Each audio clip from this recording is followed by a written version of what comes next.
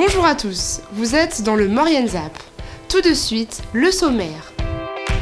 La station des Carélis soufflait la semaine dernière ses 40 bougies. Soirée Helpe-Népal au théâtre Gérard Philippe. Et pour terminer, la traditionnelle chasse aux œufs dans le jardin public du Clos Carlo, sans oublier l'agenda. Voilà pour le programme de cette émission. Sans plus attendre, on se dirige dans la station des Carélis qui fêtait ses 40 ans. Au programme, des animations, des surprises pour une station qui se veut conviviale et familiale.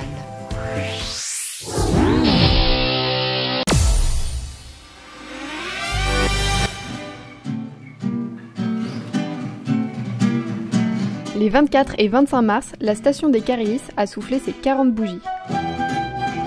Le domaine, ouvert depuis l'hiver 1975-1976, a proposé, jeudi 14 mars, le colloque du tourisme social et familial à un tourisme en économie responsable. Des spectacles, concerts et animations ont également été organisés par la station durant 2 jours. Notre station va fêter ses 40 ans aujourd'hui. Je crois qu'à l'heure actuelle, nous sommes toujours un cas unique parce qu'il est difficile de réunir à la fois une commune, un ensemble remontée mécanique, un ensemble de commerces sur un même projet.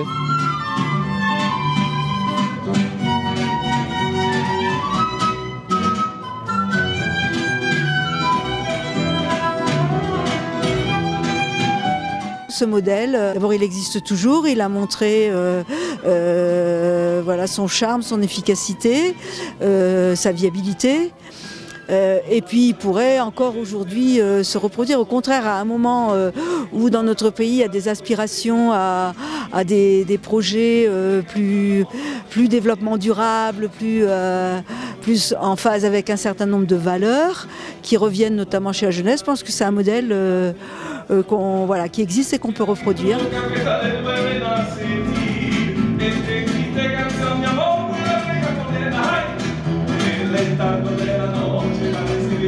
Encore aujourd'hui, alors que plus de la moitié des gens ne partent pas en vacances, il permet justement d'équilibrer toutes les formes de tourisme et de permettre à ceux qui ne partent pas pour de multiples raisons de trouver un accueil un peu plus adapté à leurs besoins.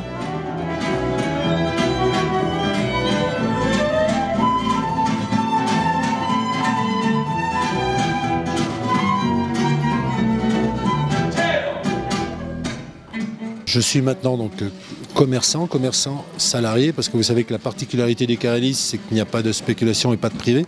Donc les commerçants font partie d'un ensemble, d'une société qui est là pour dégager des fonds qui seront totalement réinjectés sur la station des Carélis, que ce soit pour les espaces verts, pour les activités, pour les animations. Il n'y a pas de déperdition d'argent. Les bénéfices que nous faisons servent à redonner du tonus continuellement à notre station. Et la station, fondée par Pierre Lenné, dispose de différents avantages. Les intérêts des Carélis, il y a les tarifs, il y a le fait aussi que nous sommes une petite station, on ne fait pas de queue. Le fait aussi qu'on peut mettre les skis au pied très facilement. Pratiquement tous les centres vacances, on peut mettre ses skis au pied, il n'y a pas de déplacement en bus, on ne perd pas de temps à travers des déplacements. C'est aussi une station familiale, c'est convivial. Les gens ici apprécient beaucoup le fait que ce soit très, très convivial. Et puis le domaine, on est une station nord, c'est une qualité maintenant, autant ça, il y a quelques années, moi du temps de mes jeunes temps d'enseignants, les Carélis ont considéré que c'était une station très froide. Maintenant c'est quand même une station qui a des atouts puisqu'on a une station nord et donc on a un enneigement qui est assez conséquent.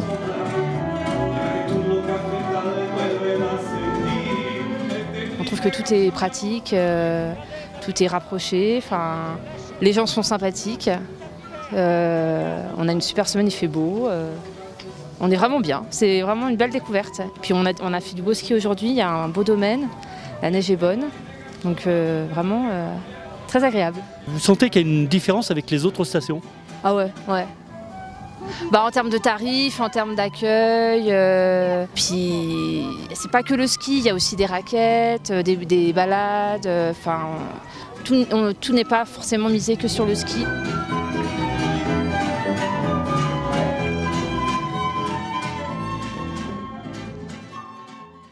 Direction le théâtre Gérard Philippe pour une soirée organisée par l'association Tenzin et Dolma Help Népal afin de récolter des dons pour la reconstruction d'une école détruite lors du séisme d'avril 2015.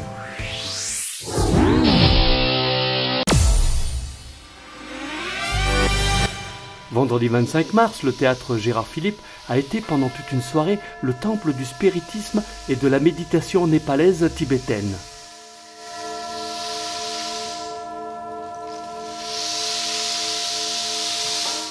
À l'accueil, vente d'objets artisanales par l'association Tibet Vent de Liberté et Himalaya Sherpa Éducation.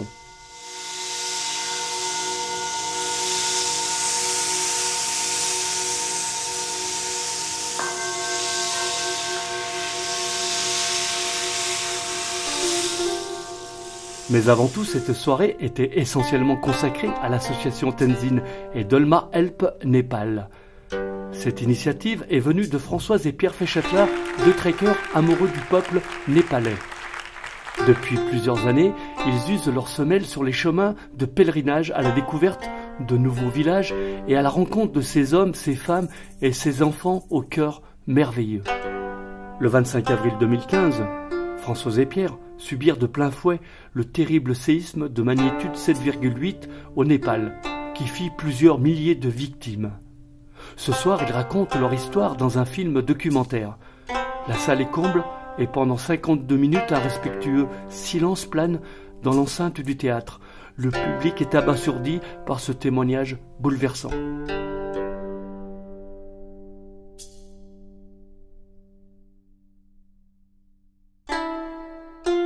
Franchement, c'est émouvant de voir ce qui s'est passé, le peuple, comment il a souffert, et ils sont échappés à la mort, mais ça s'est joué à quelques secondes, quoi.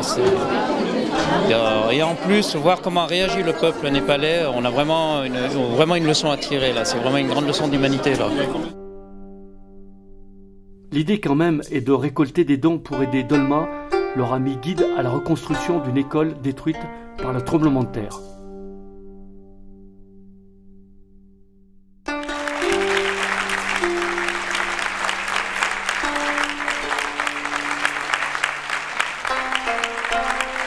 Et pour terminer, les cloches de Pâques ont déposé des centaines d'œufs dans le jardin du Clos Carlo à Saint-Jean-de-Maurienne pour le plus grand plaisir des enfants, mais aussi de leurs parents.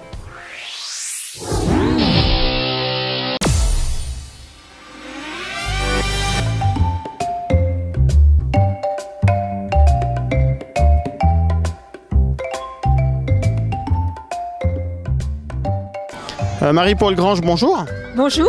Alors vous faites partie de la commission extra-municipale intergénérationnelle de Saint-Jean-de-Maurienne, oui. Et aujourd'hui on est à la 3e chasse aux œufs géante de Saint-Jean-de-Maurienne. Alors comment ça s'est déroulé ? Ça s'est très bien déroulé, le temps a été de la partie, on a eu de la chance aussi, mais on a fait 270 entrées d'enfants. Hein. Le but c'était quand même que ce soit les enfants qui fassent cette chasse aux œufs et qu'ils aient des œufs en chocolat derrière, et de ce côté-là ça a été réussi. On a réussi notre challenge de ce côté-là. Alors cette journée elle s'est déroulée comment ? Il y avait 600 œufs en plastique, on va peut-être rappeler un peu le fonctionnement de cette chasse aux œufs qui est un peu original. Oui. Alors pour que tout le monde ait des œufs en chocolat, on a trouvé cette astuce-là. On a donc caché 600 œufs de 6 couleurs différentes dans l'intérieur du Clos Carlos. On avait fait un petit espace également qui était réservé aux moins de 4 ans. Et donc le but c'était de trouver 4 œufs de couleurs différentes. Et quand les enfants avaient trouvé ces 4 œufs de couleurs différentes, ils allaient là-bas sous le bungalow et on leur remettait un sachet d'œufs en chocolat. Donc une manière équitable de remercier et de récompenser les jeunes. Voilà, c'est-à-dire que tous les gamins qui faisaient la chasse aux œufs avaient leurs œufs en chocolat. Et puis la fin de l'après-midi qui se termine par une omelette géante. Voilà, alors l'association des Chaudanes nous aide là-dessus, donc on fait une omelette avec des vrais œufs cette fois-ci. Il y a du chocolat chaud qui n'a pas beaucoup de succès aujourd'hui parce qu'il fait très beau, voilà. Et puis du jus d'orange qui est proposé à toutes les personnes, là, les grands et les petits. Voilà, une journée réussie. Je pense qu'on peut dire qu'effectivement c'est réussi, on est content. À renouveler. Marie-Paul Grange, merci. Merci à vous. Merci Maurienne TV. Votre zap, c'est déjà terminé. Prenez soin de vous, on se retrouve la semaine prochaine, mais en attendant, l'agenda. Jeudi 7 avril, de 17h à 20h, 8e Forum de l'Emploi à la salle des Chaudanes de Saint-Jean-de-Maurienne. N'oubliez pas votre CV pour les employeurs présents lors de cette manifestation. Du mercredi 13 au vendredi 15 avril, de 10h à 12h, le Tennis Club de Saint-Jean-de-Maurienne organise une initiation gratuite pour la pratique du tennis. Stage réservé aux enfants non licenciés de 7 à 13 ans. Pour plus d'informations, contactez le 06 11 19 41 38. N'hésitez pas à faire vos remarques et à nous suivre sur les réseaux sociaux.